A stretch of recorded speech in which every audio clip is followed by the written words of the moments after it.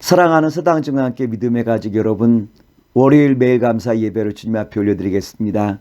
오늘의 성경 말씀은 로마서 14장 1절로부터 6절의 말씀을 가지고 너그러운 마음이라 라고 한 말씀의 제목으로 오늘 말씀을 함께 사모하기로 합니다. 하나님께서 이 땅에 보내신 주님의 자녀들을 통해서 이루고자 하시는 원하는 것이 있어요. 그것은 뭐냐면 주님의 사랑하는 자녀들이 이 땅에서 하나님 나라에서 풍요롭고 은혜롭고 행복하게 살기를 원하시는 것이 하나님 아버지의 우리를 향하신 간절한 마음이라고 말씀을 드릴 수 있겠죠. 즉 하나님께서는 우리가 이 땅에 살아가면서 평화롭게 살아가기를 원하셔요. 서로 이해하고 서로 도와주며 서로 함께 힘을 합하여 나가는 복된 삶을 원하시는 것이 있죠. 그런데 이 세상에 많은 사람들이 서로 이해하지 못하고 서로 힘을 합하지 못하며 평화롭지 못하게 살아갈 때가 얼마나 많이 있습니까? 마음의 상처와 환경들이 서로 힘을 합하지 못하고 힘들게 할 때가 참 많이 있어요.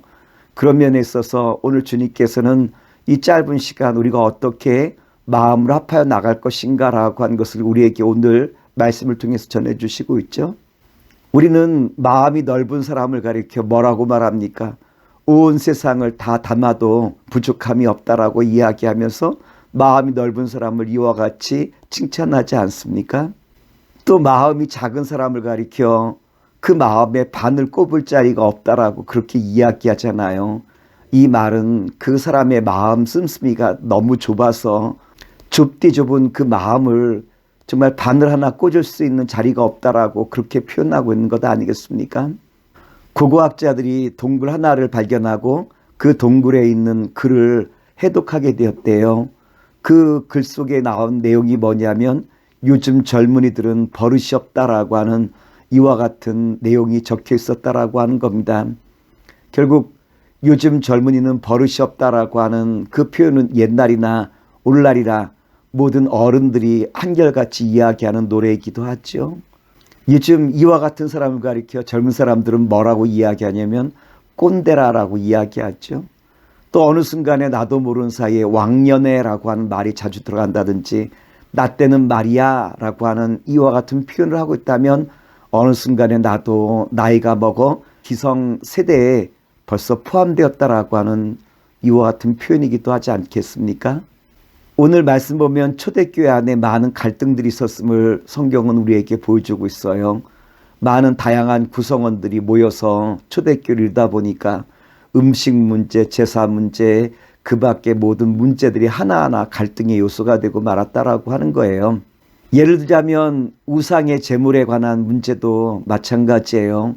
어떤 사람은 우상에게 바쳐진 제물의 그 음식은 먹을 수 없다라고 이야기하는 사람도 있고 어떤 사람은 또 하나님께서 만드신 것인데 먹어도 상관없다라고 하는 사람도 있었어요.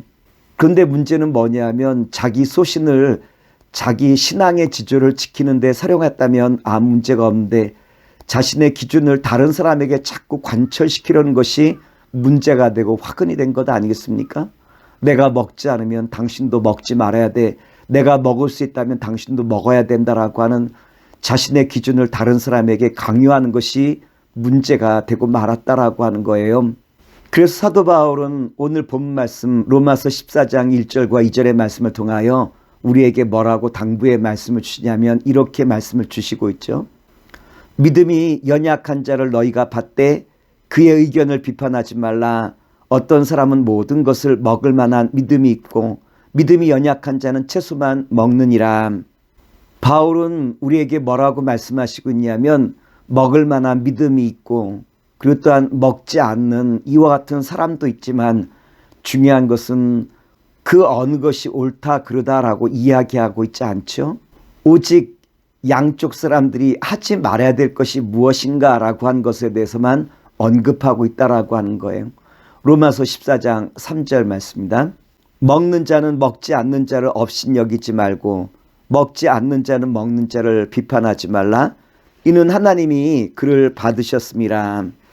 바울 사도는 우리에게 뭐라고 말씀하시고 있냐면 비판하지 말고 업신여기지 말라라고 하는 말씀을 우리에게 주시고 있는 것을 우리가 들어볼 수 있죠.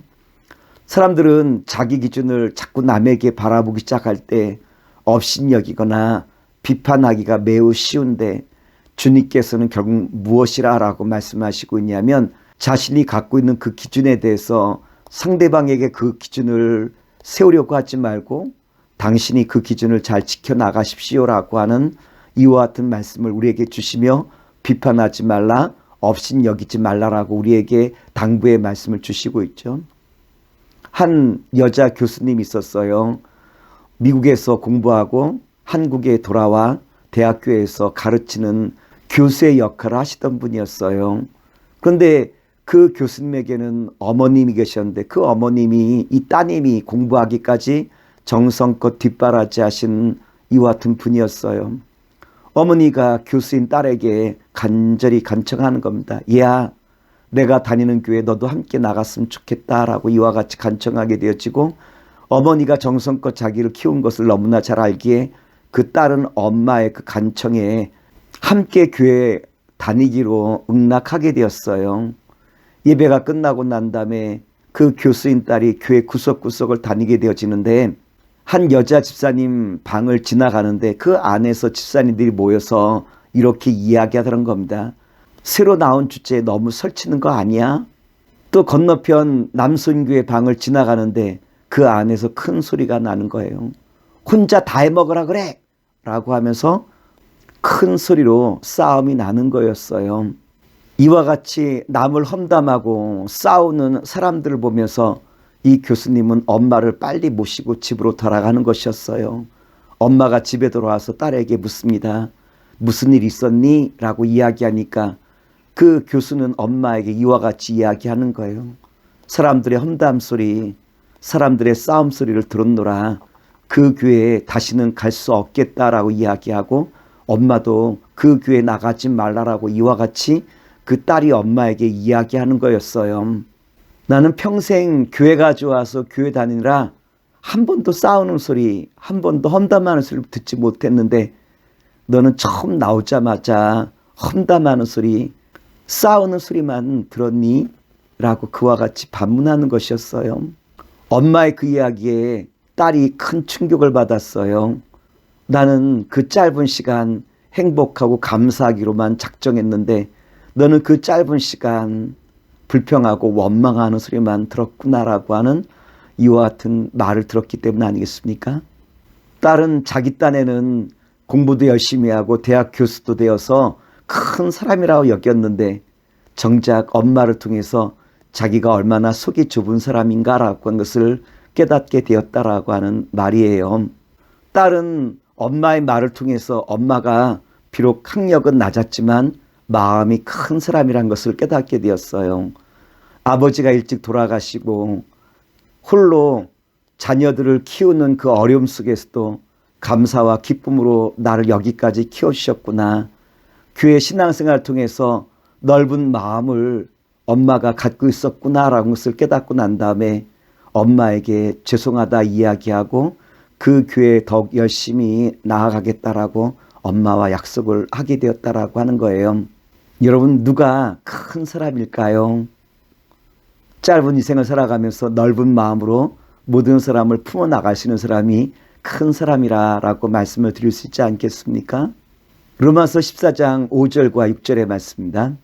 어떤 사람은 이 날을 저 날보다 낮게 여기고 어떤 사람은 모든 날을 같게 여기나니 각각 자기 마음으로 확정할지니라. 나를 중히 여기는 자도 주를 위하여 중히 여기고 먹는 자도 주를 위하여 먹으니 이는 하나님께 감사하며 먹지 않는 자도 주를 위하여 먹지 아니하며 하나님께 감사하느니라. 큰 소나무는 가시덤불이 자기 몸을 칭칭 감아 자기의 몸을 누르려 한다 할지라도 그냥 내버려 둬요. 그 이유는 겨울이 되면 그 모든 풀들은 다 말라 죽기 때문 아니겠습니까? 남이 나를 비판한다 할지라도 너그러운 마음으로 그 모든 것들을 품어 나가기 시작할 때 이와 같은 영혼들을 통해서 새로운 역사를 감당하기 시작하는 것 아니겠습니까? 말씀을 마치도록 하겠습니다. 오늘 서당중앙교회와 믿음의 모든 성도님들이 너그러운 마음으로 모든 것들을 품어 나가는 가운데 주님의 새로운 역사들을 써내려갈 수 있는 주님의 신실한 자녀와 백성 되기를 다시 한번 기도하겠습니다. 사랑의 주님, 오늘 주신 말씀 의지하여 넉넉한 마음으로 세상 모든 것을 품어나가 승리하는 주의 자녀와 백성 되게 하시옵소서. 예수님의 이름으로 기도합나이다. 아멘.